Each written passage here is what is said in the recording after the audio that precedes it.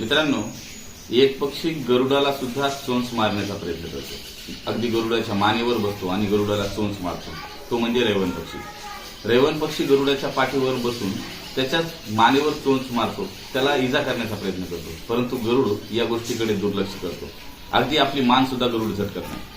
फक्त गरुड आपलं जी काही सगळी शक्ती आहे ती सगळी शक्ती आपल्या कार्यावर गरुड केंद्रित करतो आणि उंच उंच उडण्याचा प्रयत्न करतो. पंखांना फैलावतो आणि उंच झेप घेतो. उंच झेप घेतल्यानंतर अगदी उंच उंच जातो.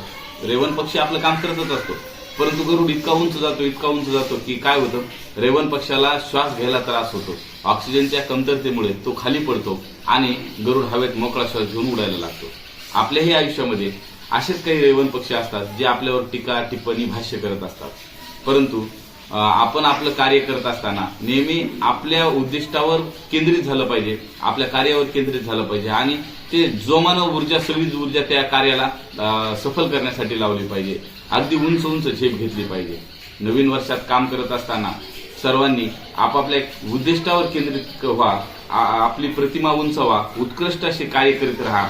तुम्हाला त्रास देणारे, तुम्हाला कमी लेखणारे किंवा तुमची निंदा नालस्ती करणारे असे रैवण पक्षी आपापच गळून पडतील. नवीन वर्षाच्या तुम्हा सर्वांना हार्दिक शुभेच्छा. धन्यवाद.